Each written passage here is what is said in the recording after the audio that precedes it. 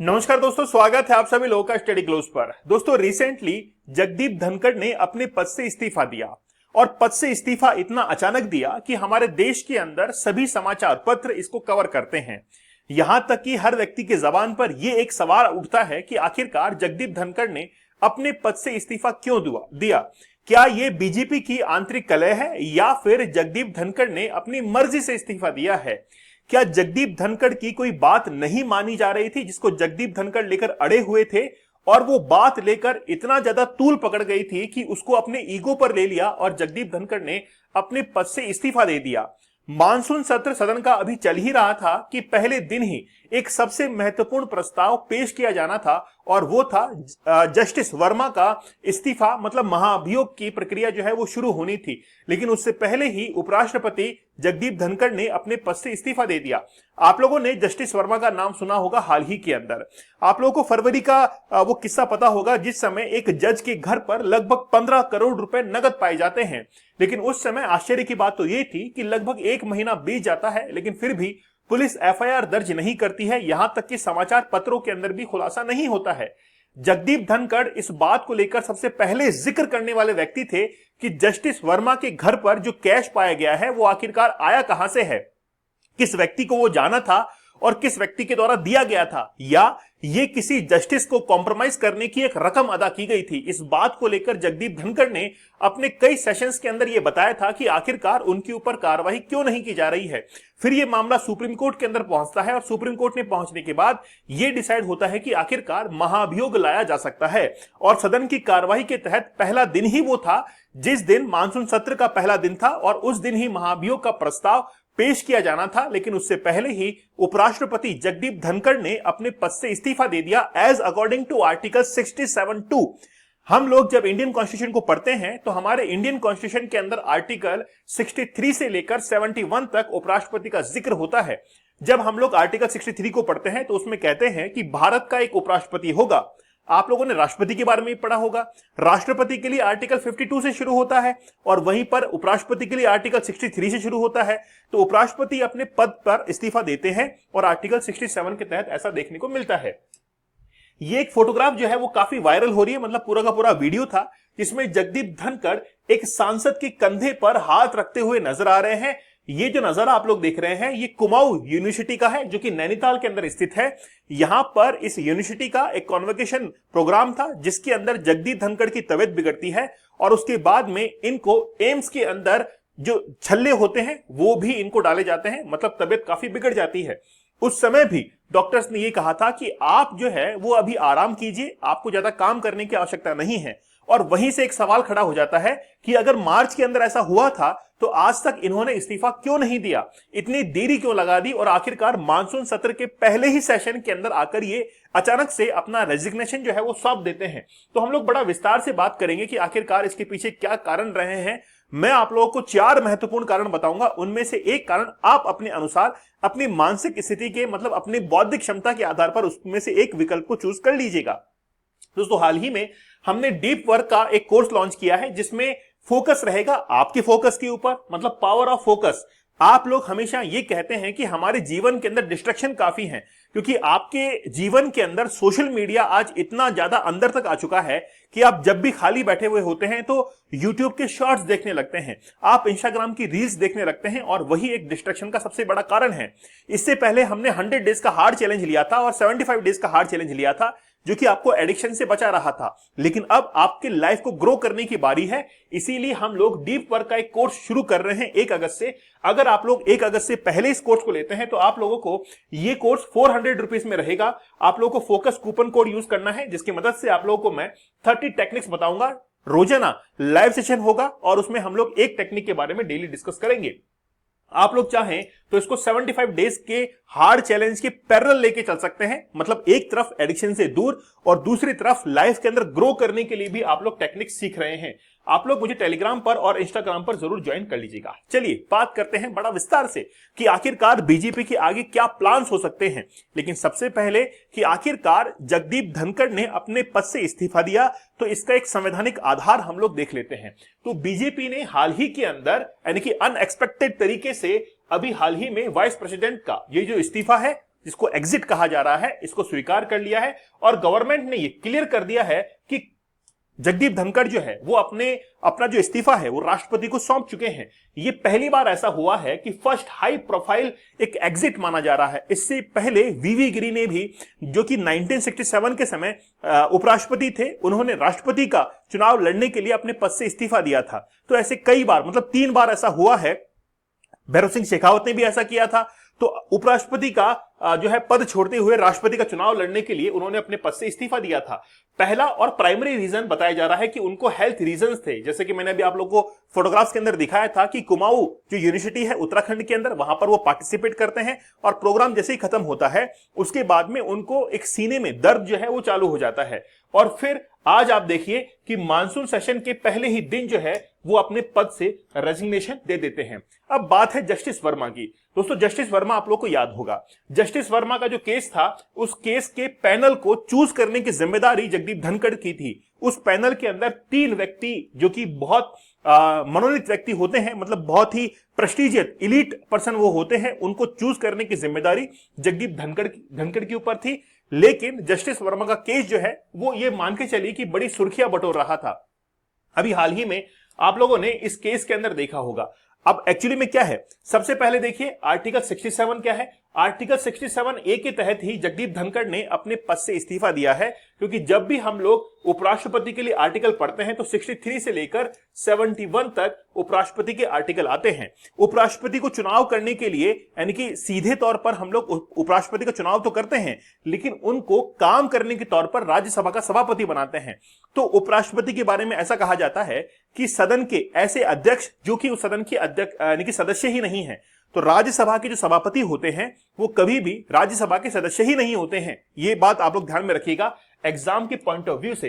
तो आर्टिकल 67 ये कहता है कि as according to article 67A, इसके अनुसार ये जो वाइस प्रेसिडेंट है वो अपने पद का इस्तीफा जो है वो किसको सौंपते हैं, प्रेसिडेंट को सौंपते हैं। और प्रेसिडेंट जो है वो इसकी जानकारी दोनों सदनों को दे देते हैं और वहां पर फिर अनाउंसमेंट हो जाता है। और ये अनाउंसमेंट होने के बाद ये पद जो है, यानी कि ये जो रेजिग्नेशन है, इसको स्वीकार मान लिया जाता है। चलिए धीरे धीरे हम लोग बात करेंगे। पहले मैं आप लोगों को बता देता हूं कि आखिरकार रहा इस समय हुआ क्या। देखिए, सबसे पहले बात है 21 जुलाई की। 21 जुलाई को जब पहला सेशन शुरू होता है तो वो एक नॉर्मल डेज की तरह ही शुरू होता है। लेकिन उस दिन भी ये पता नहीं था, क्योंकि लगभग समय जो है वो 3:30 बज चुके थे। तब तक भी इस्तीफे के बारे में कोई भी पता नहीं था कि ऐसा इस्तीफा देने जा रहे हैं। शाम को अचानक से एक मीटिंग होती है बीजेपी की, और उस बीजेपी की मीटिंग के अंदर ये डिसाइड किया जाता है कि जगदीप धनखड़ जो है वो अपने पद से इस्तीफा देने वाले हैं। और इसका डिक्लेरेशन लगभग रात को 9:30 बजे होता है। और 22 जुलाई को सुबह ही जैसे सेशन स्टार्ट होता है उसके बाद में अनाउंसमेंट हो जाता है कि वो अपने पद से इस्तीफा दे चुके हैं। अब हम लोग ये देखते हैं कि आखिरकार उन्होंने अपने पद से इस्तीफा क्यों दिया। आप देखिए, सबसे पहले इस फोटोग्राफ के अंदर आपको यहां पर एक फिल्मी एक्टर जो कि सलमान खान है वो आपको नजर आ रहे हैं, और दूसरी तरफ आपको जगदीप धनखड़ नजर आ रहे हैं। आप लोगों को पता होगा एक फिल्म की शूटिंग की गई थी, हम साथ साथ हैं। उस फिल्म की शूटिंग जोधपुर के अंदर हुई थी, राजस्थान के जोधपुर के अंदर, और वहां पर काले हिरण का शिकार करने का आरोप सलमान खान के ऊपर लगा था। लेकिन सलमान खान को बेल नहीं मिल रही थी, और पेशे से एडवोकेट रहे जगदीप धनखड़ ने इस केस के तहत इनको एक बेल दिलाई। और वही एक जो है, यानी कि उस समय सुर्खियां, वो केस जो है काफी बटोर रहा था कि आखिरकार जगदीप धनखड़ ने सलमान खान को बेल क्यों दिलाई है। लेकिन आज जो है वो इस केस से ऐसा कोई भी रिलेट नहीं करता है, तो हम लोग इसको एक साइडलाइन कर देते हैं और दूसरे केस के ऊपर आते हैं, और वो है जस्टिस वर्मा का केस। देखिए, जस्टिस वर्मा के ऊपर महाभियोग लाया जाना था, और महाभियोग लाए जाने के लिए सबसे पहले लोकसभा के अंदर लगभग 100 जो एमपी हैं उनके अनुमोदन की आवश्यकता होती है, और राज्यसभा के अंदर लगभग 50 जो सांसद है उनके अनुमोदन की आवश्यकता पड़ती है। अब जस्टिस वर्मा का केस पहले मैं आप लोग को बता देता हूं। जस्टिस वर्मा जो है वो घूमने के लिए गए हुए थे मध्य प्रदेश के अंदर, जो कि एक टाइगर रिजर्व के अंदर थे, और पीछे से उनके पास में उनकी बेटी का फोन जाता है कि आज हमारे यहां पर एक स्टोर रूम के अंदर आग लग चुकी है, और उस स्टोर रूम के अंदर आग को बुझाने के लिए फायर ब्रिगेड से जो लोग आए थे, ऑफिसर जो आए थे, उन्होंने आज ये कहा है कि स्टोर रूम के अंदर जले हुए नोट जो है वो हमको मिले हैं। और उसके बाद में जस्टिस वर्मा अगले ही दिन जो है अपने घर पर आकर पहुंचते हैं, और वो देखते हैं कि वाकई में उनके स्टोर रूम के अंदर इतना पैसा था। मतलब वो सरप्राइज होते हैं दिखाने के लिए कि उनके स्टोर रूम के अंदर इतना पैसा था। और लोग जो है, जो कचरा बीनने वाले लोग हैं, उनको भी ये नोट जो है वो अपने हाथ के अंदर दिखाई पड़ते हैं। इसीलिए न्यायपालिका की कार्यविधि जो है उसके ऊपर एक सवाल या निशान खड़ा होता है कि क्या वाकई में जस्टिस वर्मा किसी न्याय को, मतलब किसी जस्टिस को कॉम्प्रोमाइज कर रहे थे इन नोट के बदले, और यही जो मामला है वो आगे बढ़ता है और ये सुप्रीम कोर्ट तक मामला पहुंचता है और ये डिसाइड होता है कि जस्टिस वर्मा के ऊपर महाभियोग लाया जाएगा। और इम्पीचमेंट जिस प्रोसेस को हमने यूएसए से लिया है, एक्चुअली में होता कैसे है, पहले आप इसकी प्रोसीजर को समझ जाइए। एक्चुअली में क्या होता है कि आइदर लोकसभा या फिर राज्यसभा, कहीं पर भी महाभियोग लाया जा सकता है। जैसे मान लीजिए कि लोकसभा के अंदर महाभियोग लाया गया है, तो लोकसभा से पहले 100 लोगों का, 100 जो सांसद है उनके अनुमोदन की आवश्यकता पड़ती है। फिर राज्यसभा से 50 जो सांसद है उनके अनुमोदन की आवश्यकता पड़ती है। जब दोनों ही अनुमोदन दे देते हैं तो फिर जो है वो जस्टिस जो है उनको 14 दिन पूर्व एक सूचना दी जाती है और उसके बाद में महाभियोग की प्रक्रिया लोकसभा और राज्यसभा में शुरू हो जाती है। तो प्रक्रिया शुरू होने से पहले ही एक अनुमोदन की आवश्यकता पड़ती है, तो वो अनुमोदन जो है वो ऑलरेडी क्लियर हो चुका था। ठीक है, क्लियर जो है वो हो चुका था। अब एक्चुअली में क्या है, यहीं पर जो है वो थोड़ा मामला अटका हुआ था और जगदीप धनखड़ जो है वो इस मामले को अपने ईगो पर लेते हैं। किस तरीके से, जो लोकसभा है, लोकसभा के अंदर अभी ओम बिरला है स्पीकर, जो कि राजस्थान कोटा से सांसद हैं। उनके पास में लगभग 145 सांसद पहुंच जाते हैं अपने अनुमोदन के लिए और उनका अनुमोदन स्वीकार कर लिया जाता है। उसी दिन राज्यसभा के अंदर भी 50 मेंबरों की आवश्यकता होती है, तो 50 मेंबर भी राज्यसभा के अंदर पहुंच जाते हैं और 50 मेंबर पहुंच जाते हैं तो वहां पर भी अनुमोदन स्वीकार हो जाता है। अब बात यह है कि जहां पर पहले अनुमोदन पहुंचता है वहां के स्पीकर को यह अथॉरिटी होती है, यह पावर होती है कि वो एक पैनल बनाते हैं और वो पैनल इस बात के लिए होता है कि आखिरकार कार्रवाई जो है वो किस तरीके से की जाएगी। और वो 3 सदस्य उस पैनल के अंदर होते हैं, एक तो सुप्रीम कोर्ट के चीफ जस्टिस होते हैं, एक जो है वो हाई कोर्ट के चीफ जस्टिस या फिर कोई अन्य न्यायाधीश हो सकते हैं, और एक जो है वो काफी इलीट जस्टिस जो है उसके अंदर शामिल किए जाते हैं। कुल 3 सदस्य इसके अंदर होते हैं। अब ये जो पैनल है वो या तो मेंबर ऑफ पार्लियामेंट, मतलब ये जो है वो स्पीकर बनाए लोकसभा के, या फिर वो राज्यसभा के जो सभापति हैं वो बनाए। तो अब जगदीप धनखड़ ये कह रहे थे कि भाई मैंने जो है, मेरे पास में अथॉरिटी है कि मैं इस पैनल को बनाऊं, क्योंकि जगदीप धनखड़ ही वो पहले व्यक्ति थे जिन्होंने जस्टिस वर्मा के इस केस को आगे बढ़ाया। वो चाहते थे कि इस केस के अंदर महाभियोग आए और इस केस के तहत महाभियोग पास भी हो, लेकिन जगदीप धनखड़ की बात जो है वो कहीं ना कहीं नहीं रखी जा रही थी, पैनल उनके अकॉर्डिंग नहीं बना जा रहा था और इसके चलते उन्होंने इस बात को लेकर वहां से इस्तीफा दे दिया। ये एक कारण जो है वो बताया जा रहा है कि जगदीप धनखड़ की बात जो है वो वहां पर नहीं रखी गई थी और इसीलिए उन्होंने अपने पद से इस्तीफा दे दिया। तो ये तो हुए 2 मामले। तीसरा मामला ये है कि इलाहाबाद हाईकोर्ट के एक जज हैं जिनका नाम है शेखर कुमार यादव। शेखर कुमार यादव ने हाल ही के अंदर एक कॉन्फ्रेंस के अंदर यह कह दिया था, जो कि मुस्लिम और हिंदुओं के लिए, दोनों कम्युनिटी के लिए खतरा था। तो एक स्पीच जो है वो दी गई थी और उसी स्पीच के अंदर एक शब्द का यूज किया गया था, कठमुल्ला। ठीक है, वो भी जो केस था वो यही था।